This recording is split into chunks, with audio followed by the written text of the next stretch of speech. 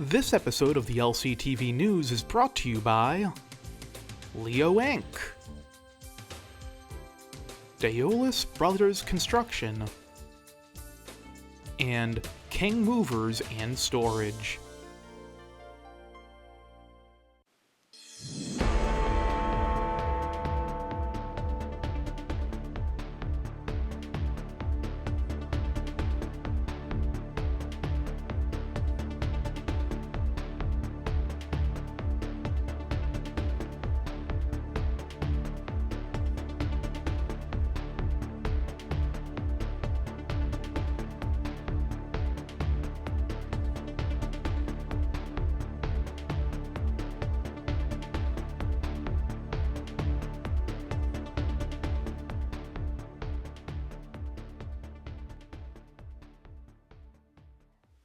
On Tuesday, September 9th, the City of Lynn drew official ballot positions for candidates in the upcoming November 4th election.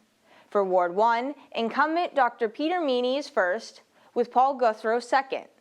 Ward 5 councilor will have Josh Polanski at 1 and Cardelise Paez at 2. Jordan Avery is 1 and Billy Devon Jr. is 2 for the Ward 7 councilor race.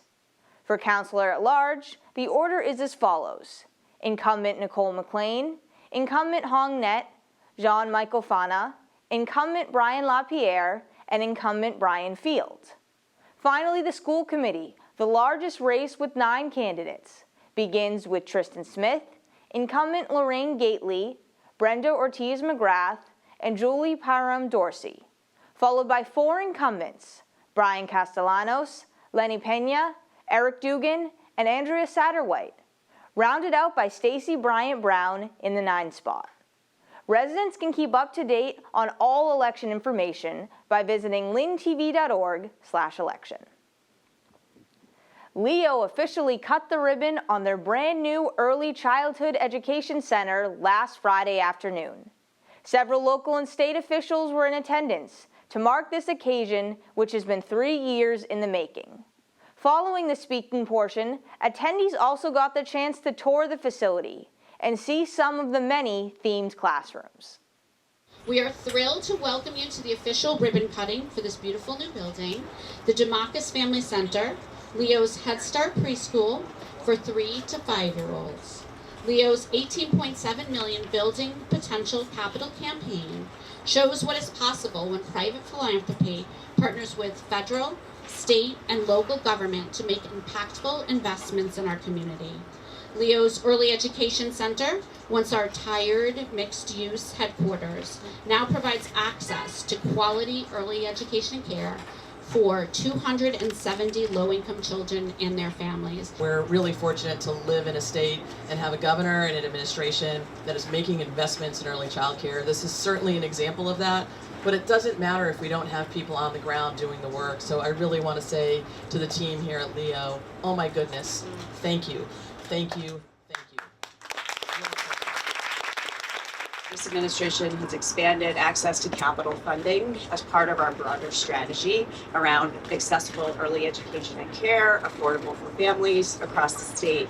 This is a shining example of what can be done when we all come together, from the Haley Driscoll administration, Congressman Moulton, the delegation, certainly Mayor Nicholson, and the folks at the local level. We have city councilors here as well, all coming together, as well as private philanthropy. We appreciate all of those who contributed both their time and their money, but also to all the folks in the back, thank you for all you do for our kids.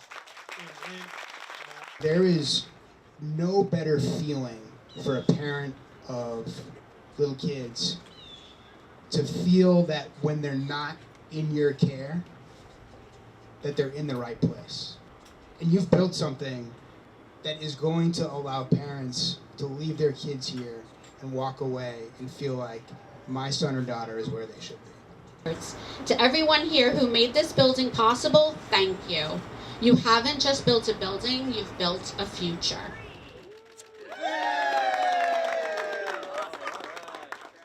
Former Mayor Patrick McManus was a driver for education and learning for his entire career. McManus earned his law degree from Boston College and went on to teach at the collegiate level. Driven by his passion to help others grow through knowledge, McManus was elected to the City Council in 1985 and went on to become mayor in 1992, where he was known as a champion for education. During his first year as mayor, McManus encouraged children to read 20 or more books during the summer. He then held an ice cream social and presented citations to all those who succeeded. Throughout his tenure, he directed more than $10 million in city funds to the Lynn Public Library to fund programming and operations. And now his vision for an educated, bolstering city will be edged on the very library he helped champion more than 30 years ago.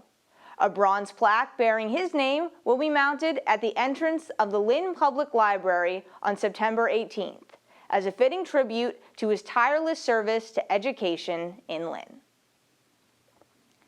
Lynn turned City Hall Lynnside Out this past Saturday, taking over Frederick Douglass Park and part of Exchange Street. Representatives from city departments were tabling and giving out resource information, with live music and free food from several local vendors in the park itself.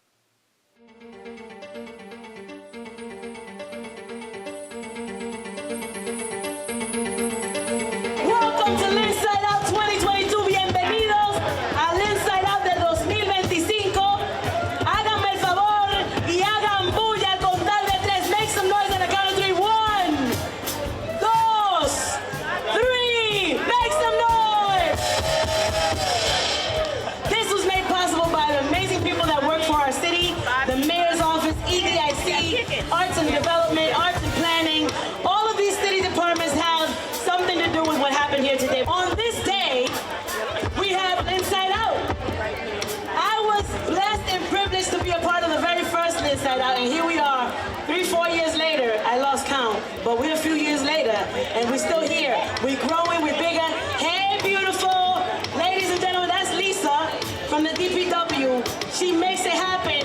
We are getting a lot of work done by this DPW department, and they need some love, and they need some help, and they need some credit, and they need some acknowledgement because they do a lot of good work in our city.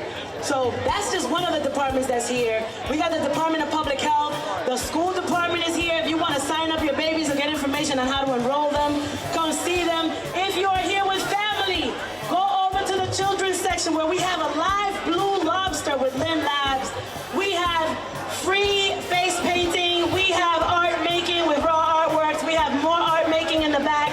Lynn YMCA is here. And like I said, this is a beautiful day for the community to come together. And this is a day in history for us to listen to some good music. Y'all fellas ready? You better shut it down, man. Shut it down.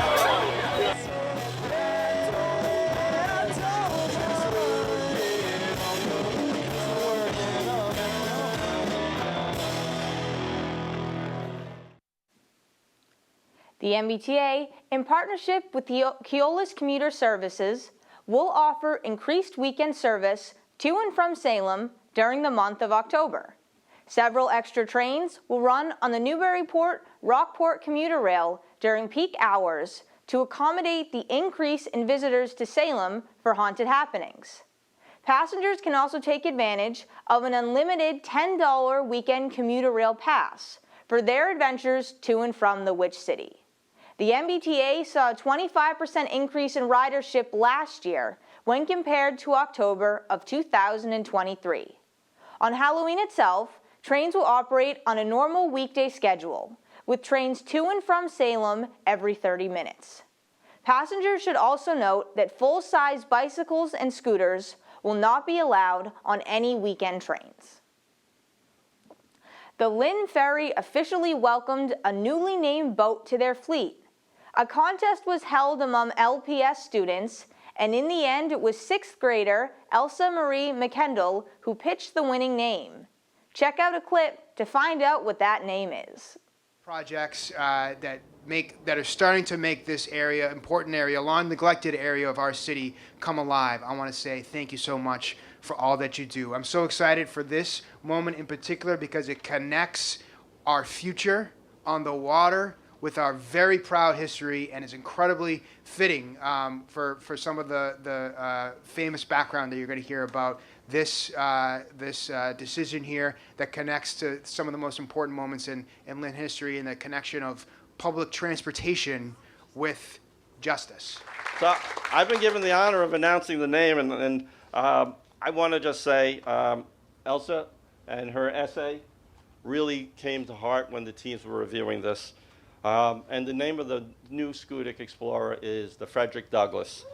Are really about support for the next generation. They are generational investments that will make a big difference, not in just how we get around, but on the quality of life that we enjoy in Lynn, in the North Shore, in the Commonwealth. And that's why we're so grateful to be here today with students who can actually understand the connection between not just a naming ceremony, but a boat, a road, a train, a rail system that can deliver for them wherever they need to go, whether that's school or work or job or fun. That's why we do this work.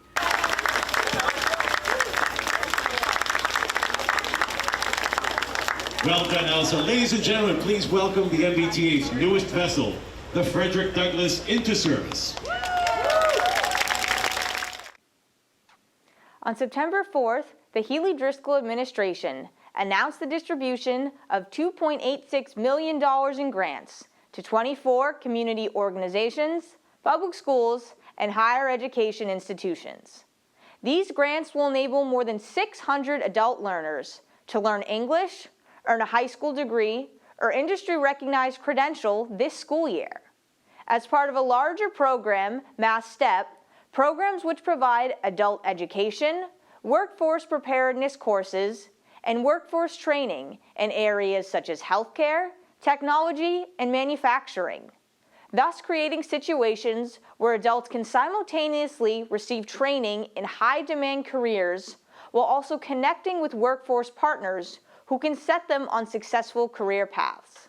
As for how this specifically benefits Lynn, North Shore Community College is one of the grant recipients to the tune of $150,000. NSCC already offers programs in adult education, but they will be able to expand upon and strengthen this training to help even more students. September is National Recovery Month, and the Lynn Public Health Department held their annual Recovery Flag Month raising the afternoon of the 9th. Several organizations were tabling, showing the resources they have to offer, followed by speeches and the flag raising. Welcome to our third annual recovery event. Today we gather to recognize and celebrate Recovery Month. September marks a national movement to reduce stigma, raise awareness about addiction and recovery, and reaffirm that recovery is possible. Thank you all so much for all that you do all year round in support of recovery. I'm so glad we have this opportunity to mark Recovery Month. I see a wide range of organizations represented here today, which is exactly what we need, because recovery looks different for different folks, and what works for one person may not work for another. We're very excited. We have started a new support group for the City of Lynn called Lynn Community Grandparents Raising Grandchildren Support Group. And this is just for grandparents over the age of 60 who are raising their grandchildren due to the opioid epidemic. So this is the Massachusetts Behavioral Health Helpline. It's a free resource in the Commonwealth for mental health and substance use. However, we do offer community supports as well, so food banks, diaper banks, peer support groups, things like that outside of mental health and substance use. It's 24/7, text, chat, and phone. We offer interpreter service in 200 languages, and we have mobile crisis for youth and adults. So I'm here representing the Salem Hospital Bridge Clinic. We're an outpatient program, transitional services. We help patients get connected to, we have therapy there, we do a lot of medication work, we accept people regardless of insurance.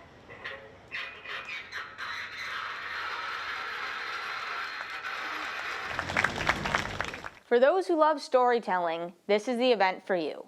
The Lynn Music Foundation announced that the 2025 Lynn Film Festival will run from October 1st through the 5th at the Black Box Theater. Beginning at 6 p.m. each day, we'll have a different theme, displaying a diverse mix of documentaries from global spotlights on rock to youth films created by local students. On October 2nd, the Lynn Hip Hop Hall of Fame will be unveiled, followed by the premiere of the Lynn hip hop documentary, blending screenings, live music, and cultural celebrations to showcase the rich history of musical communities in Lynn and beyond. All screenings are free to attend. September 15th through October 15th is Hispanic Heritage Month. In very fitting fashion, the Millennium Latino Project is hosting La Cultura Fest 2025 to celebrate their one-year anniversary as an organization. Their founders stopped by to give more details and explain the importance of networking with others in more informal settings.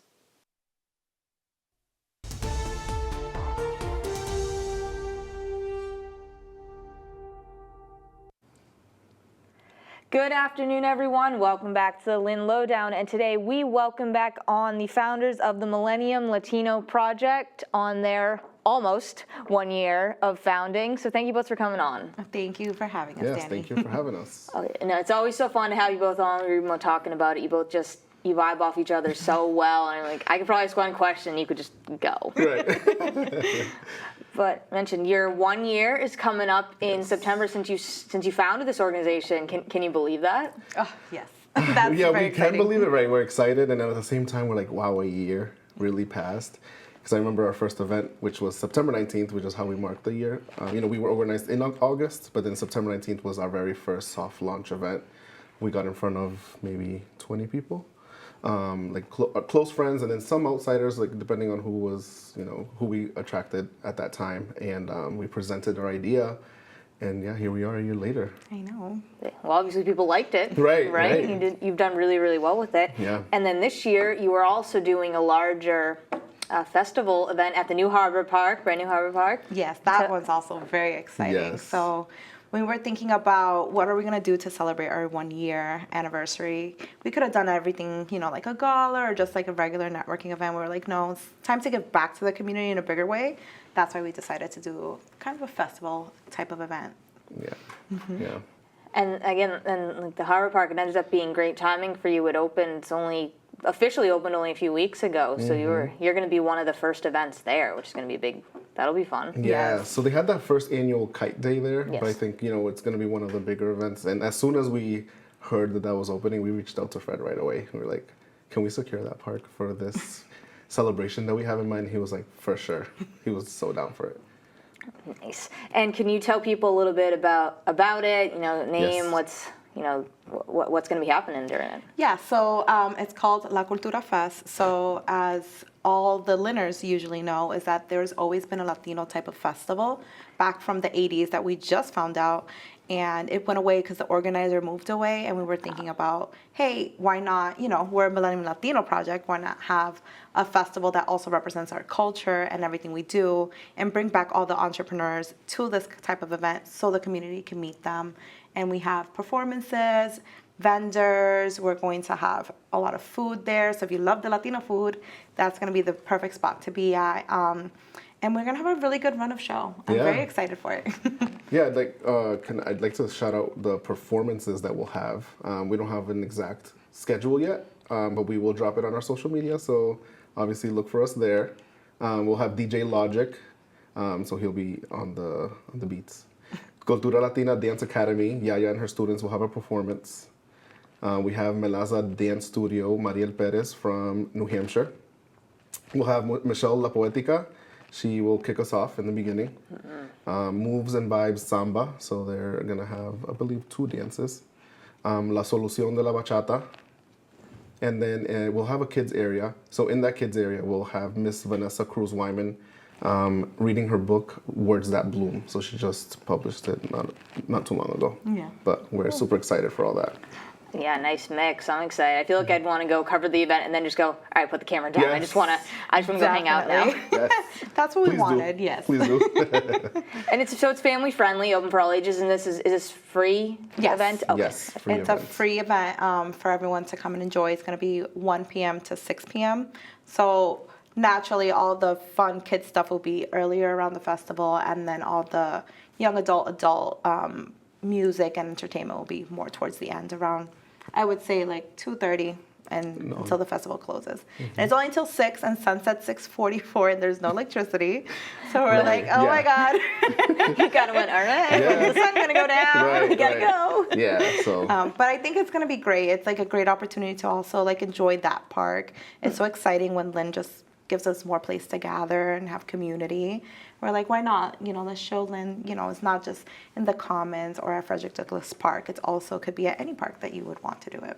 Oh yeah, it's definitely a beautiful backdrop. And then I keep going to say next month, but it is September. My brain is not flipped yet. But this is also Hispanic Heritage Month as well, so you are tying in that theme. I did see that. Yes, yeah. So our 1 year anniversary is the 19th. The event will be the 20th, and then Hispanic Heritage Month runs from September 15th to October 15th. So we said, of course, this is going to be the vibes, the theme.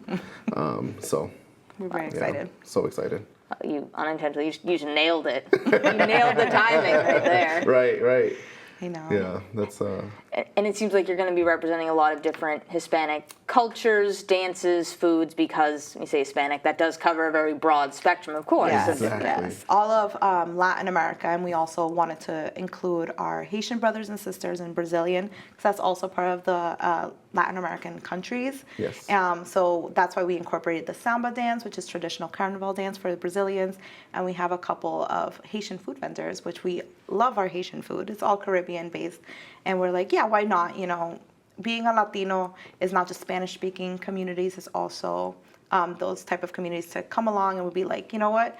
We're all the same. We're all from these countries. Like, let's celebrate each other. And even though we speak 2 or 3 different languages, it's still, you know, time to have community and change that narrative. Right. Yeah, you're still bringing all those people together, still getting to celebrate. And I did see as well, you are still looking for volunteers. Yes. Or are you still looking for people who are vending, or is that? They could vendor, yeah. So Okay, we're still looking for vendors. It could be any kind, you know, artisans, food.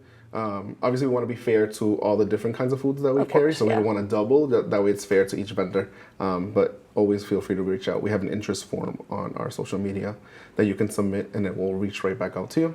Mm-hmm. And the volunteer, it could be as short as 30 minutes and as long as the whole festival. Right. So exactly. it's whatever you want to give us your time for. Yeah. Oh, so that's nice, because I wasn't sure if it would be, if you volunteer, it's kind of a whole day sort of thing, or if it's just whatever you can offer. Yes, whatever you can offer, we will take. Which is definitely very nice with people's crazy schedules. You might go, I can pop in, but I can't, you know, do 4 or 5 hours, you know, depending on how that works. And they can also enjoy the festival, because that's the whole point of it. Right, exactly. Yeah. I think people definitely will. Your events are always very entertaining, but they also do allow people to network a little bit, get to know each other, meet each other. You know, because they're the family friendly. Yes.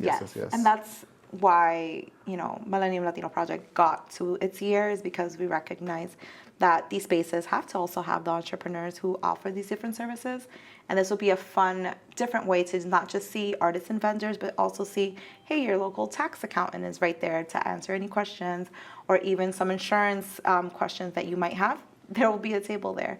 So a lot of our members are also taking this opportunity to be a part of it, and, you know, because it's also for them. And we're very excited, not just have the traditional type of vendors, it'll be everybody. Yeah.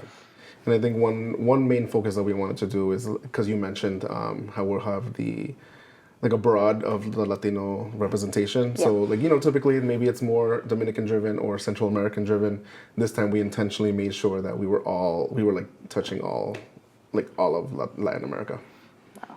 You're going to have a lot there. I'm very excited to see how this all is going to come together, because it's going to be big. And you also have a large space to work with, too. Yes. So we'll be in the Riley Way entrance, so I think I should mention. Yeah. So you can go down Marine Boulevard, right off the Lynnway, and then it'll lead you to Riley Way if you take that first right. And then we'll be at the pickleball court, the basketball court, and the stage. Okay, all right, I know where you are now. That's a good reference point, because it is a large area. Yes. So you want to make sure. Yes, but there is parking on Hanson Street, right behind the Walmart. So there's going to be parking. You just walk to Activity Terrace, and that's where the festival will be held. And it's a 7-minute walk. Yes, 7-minute walk. And there'll be some fun surprises on your walk there. Oh, yeah. We're very excited about that, Yes. too. You keep reading my mind with questions and thinking, oh, parking. Oh, you already answered that. The walk, you got it. You answered it already. Is street parking, but if you did want to park like at the lot behind Walmart, it's only a 7-minute walk. We timed it, so I'm not just saying that, you know. Oh, I believe you. I know you went out there and tested it. You're both very thorough. Yeah. And I said this is something you're not really surprised, all these big things, and as it is your year mark, kind of looking back at it, has there been any favorite memories or favorite things that you've really been reminiscing about, thinking about the past year? Me personally, I'm very excited that we got to meet everyone in the community, even you guys here. We were very excited because we were like, oh, little old us. We always, try to see the year, which flew by the way. Yeah. But we're like, wow, we've touched so many people, and we've given all these workshops that we asked the community for. So it's very excited to see the community needed us just as much as we needed our community. Yeah, exactly. Yeah, so I think, one distinct memory I want to say is the bachata night. That night when we did that diaper drive for the 3 organizations, that night really showed us wow, people are following along with what we are intending to do. So, there was intention behind that event, and people brought those diapers, and it was 6,000 diapers. So I was just like, wow. So it was, the impact was there, and yeah, it's just been amazing. Just the response we've been getting. You said the connection between community, it's a very good mix of you provide for the community, but the community also then provides for you, they show up. Exactly, right? Yep. I know, and these times, we understand it's very scary to sometimes even go outside with all the anxiety and everything that's happening, but we're like, no, meet us virtually, meet us in person. We're here for you. So regardless, we like to keep our doors open. And sometimes we'll just get a message on Instagram where we're like, that's perfect. We'll talk through there. So it's always good to, know that you could reach us more than one way. It doesn't always have to be in person. Yeah. And we want to offer that opportunity for everybody. You're definitely meeting people where you're at, and you have this big festival coming in a couple weeks that I'm really excited to see. I know I do have to wrap up in a moment. Was there anything else about the festival, your 1-year mark, that you wanted to mention that I didn't cover? No, I think you covered everything. Yeah, I think we've covered everything. Yeah, we're super excited, and we just hope you guys all come out to celebrate with us. Yep. Oh, yeah, I said I'm wicked excited to see it too. I love all the events that happen. I said yours have been great so far, so I'm really excited. Really looking forward to seeing it. Oh yes, enjoy the food. Yes. Yes. Of course. Well, thank you both again so much for coming on to talk about this. And once again, I'm Danny Vittori. This has been the Lynn Lowdown, and we'll see you next week with more guests.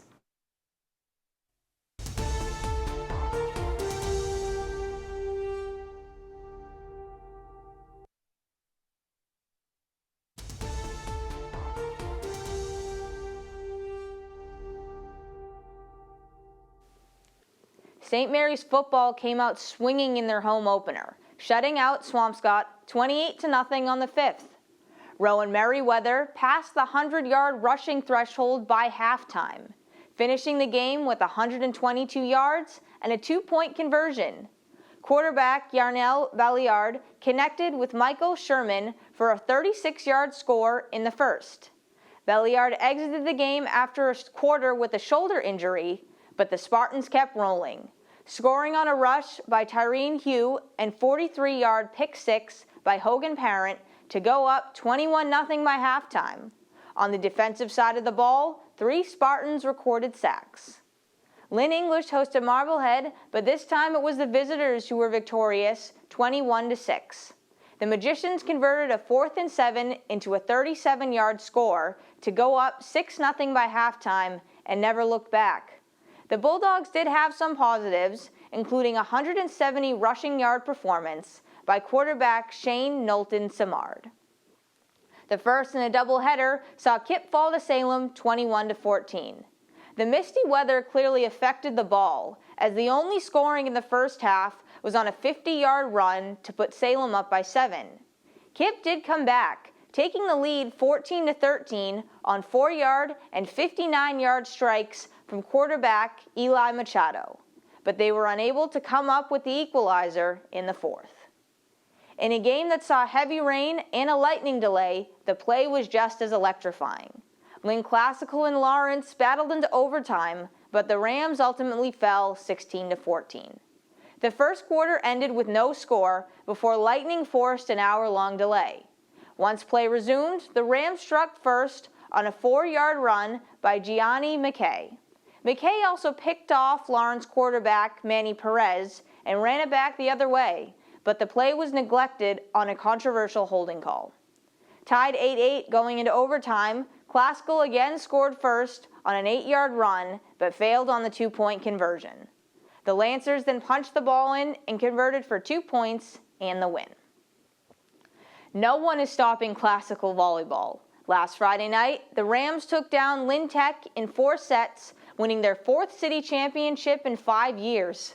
Tournament MVP Brooke Braswell led the way for the Rams, registering 14 kills, 13 aces, 8 digs, and 3 blocks.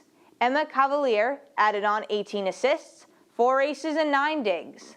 They kept up the momentum, shutting out Everett 3-0 to move to 4-1 early in the season.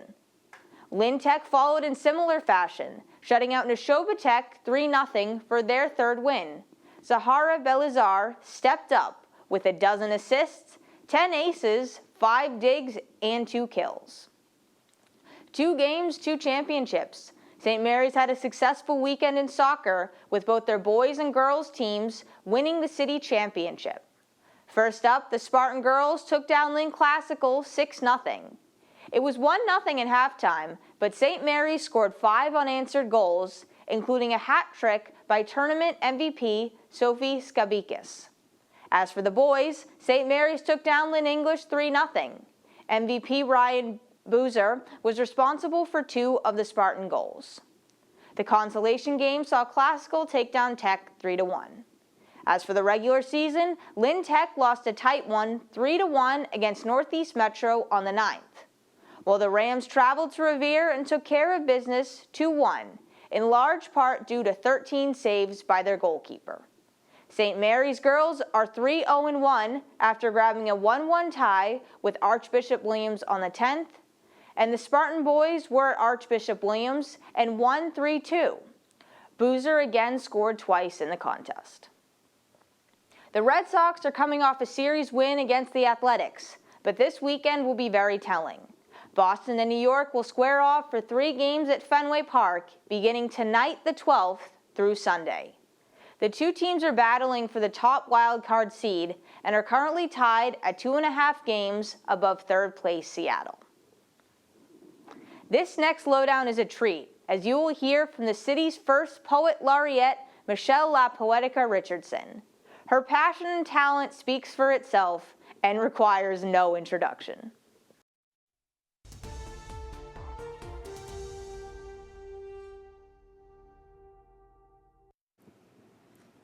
Hello everyone, welcome back to Lynn Lowdown. Today we have the pleasure of welcoming on Michelle LaPoetica Richardson, the inaugural Poet Laureate for the City of Lynn. Thank you so much for coming on today. Thank you for having me, Danny. How you doing? I'm doing well, how are you? I'm hanging in there, doing well as well, feeling blessed. I've been excited for this one because I feel like I have so many questions for you and you're always just so passionate. It's like, I could ask you one question and you could start going and I'd sit here and go, great, we got the whole thing. Well, I'm an open book, hit me. Oh, right. So, first of all, when Lynn said they were going to have a Poet Laureate, I'll admit you were the first person I thought of. Like, instantly, when I thought about it, I said, Michelle, that fits. But when it was announced and you sang it in the city council chambers, like how was that?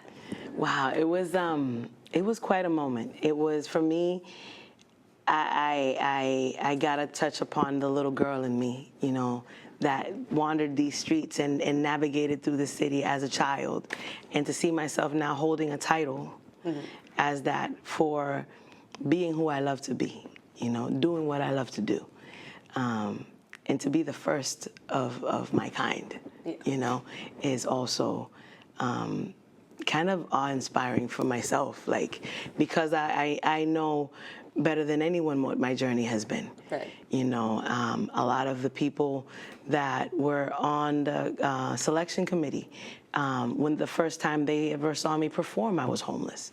You know, so to have known the journey and to see myself now where I'm at, it's pretty dope. It is. It's pretty incredible. And you even talked about, too, you're the first, and you really want to shape this role and make sure that it's really impactful for those that come after you as well, those that hold the title later. Indeed. I think it's kind of my duty, to make sure that those that come after me have an easier, smoother transition to begin their work. Yeah. Definitely not laying down anything that's immovable. I feel like part of being an artist is understanding that there is no box, right? This is how I see the Poet Laureateship, Right. and this is how I made my C happen, so let's help you build yours. How does, like the whole process of becoming Poet Laureate in itself is it's incredible, but it's very complex. It's like a crazy roller coaster ride, right?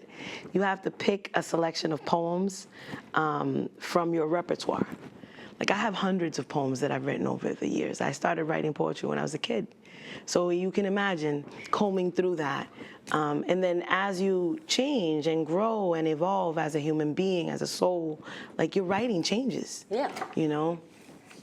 And for me, going through it all and just picking the poems was crazy, Danny. I can. Like, selecting the ones that I felt like, this is it, and it was definitely a beautiful process, but like filled with so much, And you talk about poetry, art in general, as you can bring someone into your bubble, into your experience. And I feel that whenever you perform, because you go to flag raisings, you go to celebrations, protests, you go to so many different events, but it feels like that's what happens with you. You almost go to this place, and it's like everyone's in there with you.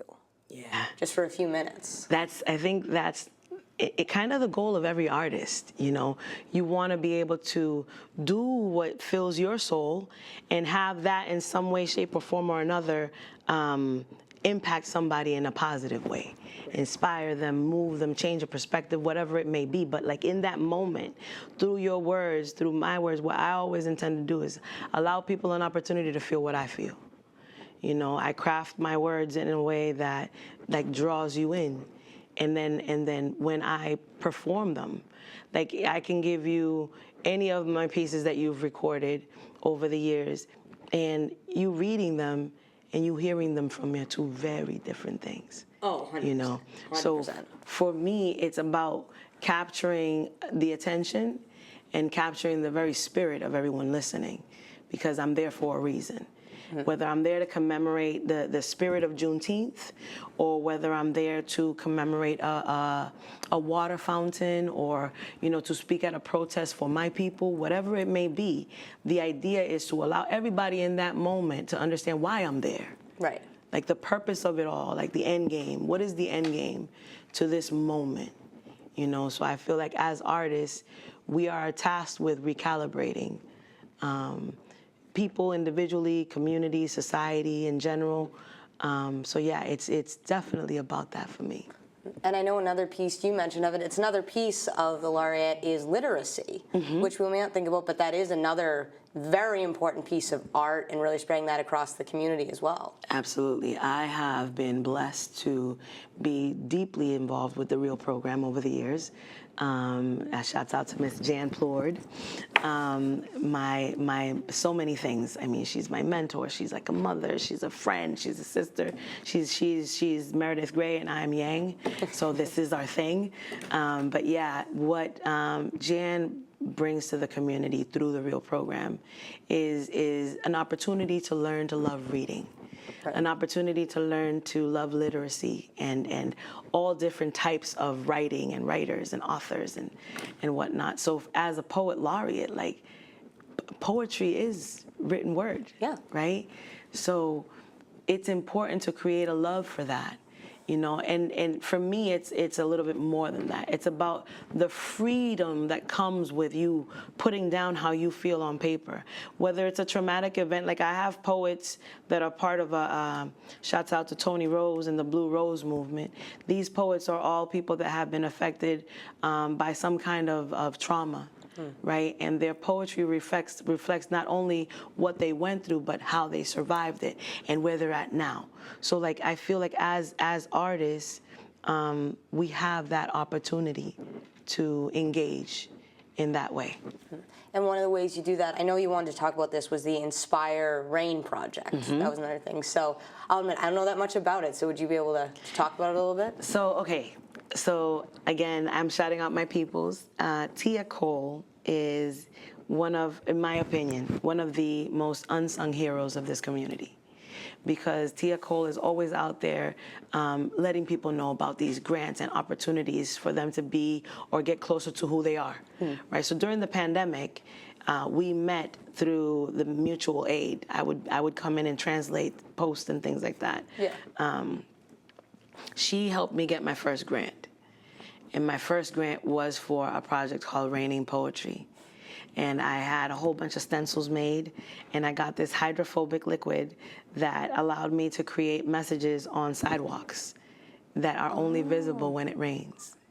Okay, that's awesome. I didn't know it existed, but I love it now. Yeah, so, you know, because of the challenges that also we as artists and organizers face with, I barely have enough to make this happen. Right. I don't have enough to pay a Danny to come and follow my footsteps and record every moment. Right. I don't have enough to pay a Francois to come and take pictures of what I'm doing, so I have to just do it.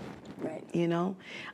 So in that just doing it, we also cheat ourselves as artists because nobody knows unless they're there. Right. You know, so Inspire Rain is a revisit of that project. But in a more expanded form. One of the things that I started last year was a youth poetry program. Yes. So it's called North Shore Youth Spoken Word, and our group here in Lynn is called the Poetic Linguistics. A fun play on words. I agree with that. But the whole great thing about this is that it's part of the Creative Cities project.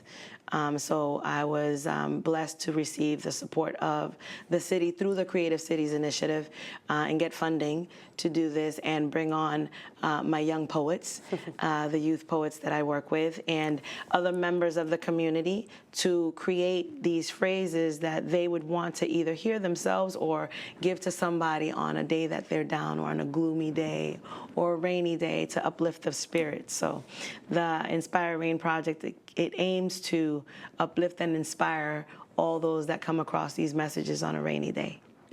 I love that. Yeah. I love the literal name, but that's also it totally flips. You think, oh, rain means maybe people aren't as happy. It totally flips that around. Yeah, like literally the whole name of the initiative is Inspire Rain, Fall to Rise.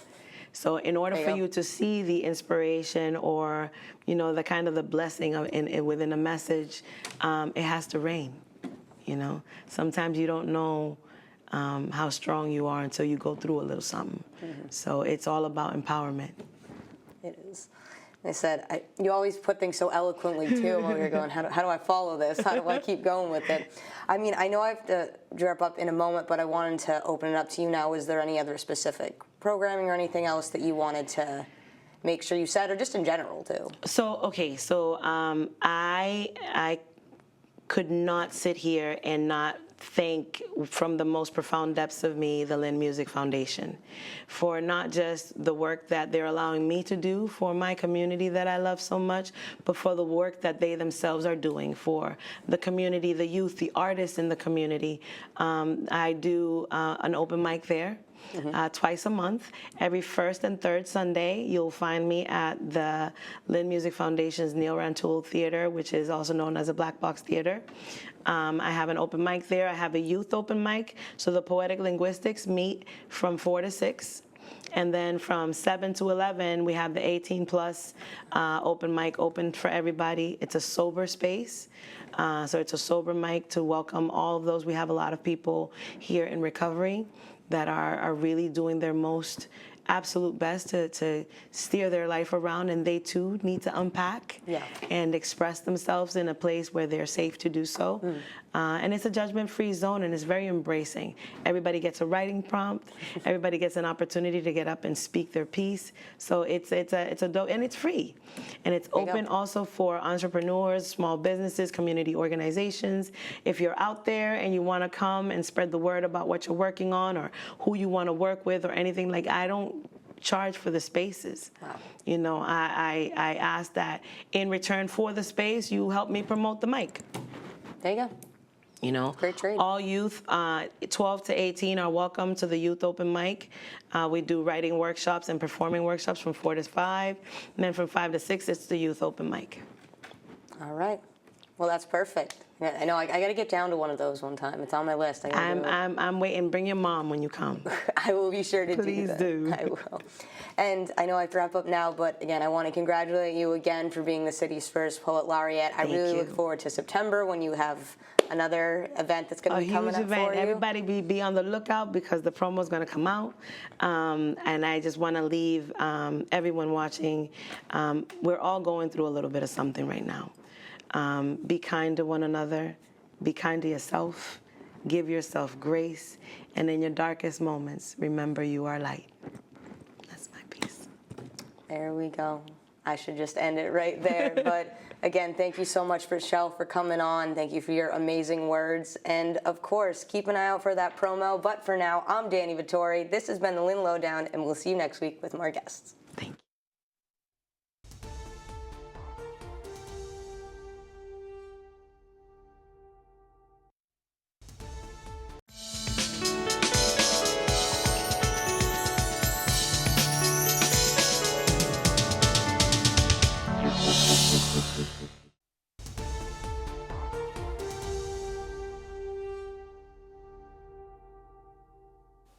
The City of Lynn will be hosting a community meeting on Monday, September 15th to discuss the South Harbor Implementation Plan. Head to the DeMarcus YMCA at 6 p.m. to see what has already been accomplished, hear more about next steps in the process, and ask questions. Since the plan was adapted just over a year ago, there has been extended ferry service, the opening of Harbor Park, and federal funding for a new public stop at the Riverworks Station. The discussion on Monday will focus on expanding the street network and activating vacant lots in the South Harbor. Trails and Sales runs until September 27th, and there are still plenty of events left for residents to attend. For Lynn specifically, participate in a historic tour of the Lynn Public Library. There will be 6 in total, the first of which will take place on Tuesday, September 16th from 6:30 to 7:30 p.m. Come learn more about the founders, architecture, and stories behind the historic building. No registration is required for this free event. The 2025 Greater Lynn Chamber of Commerce Clock to the Rock 5K will be held a week from Saturday on September 20th. The race will begin at 10 a.m., starting and concluding at Central Square. There will also be a block party after the race, open to all in the community. Registration is $35 for adults, $20 for high school students, and free for children. Interested parties can pre-register or register the day of. This event is also the third leg of the 2025 Shoe City Series. Medals are awarded at each race that interlock to create one larger single medal for all those who complete all 4 5Ks. That's a wrap on the news this week. If you want more information on any of the events mentioned above, as well as all real-time updates and announcements in the city, follow us on social media at Lynn Community TV. Visit lyntv.org for the largest community calendar in Lynn, election information, and government programming. For those of you who prefer to watch rather than read your news, Lynn Community Television on YouTube is the place for you. I'm Danny Vittori, this is the LCTV News, and we will see you next week. This episode of the LCTV News is brought to you by Leo Inc., Daolis Brothers Construction, and King Movers and Storage.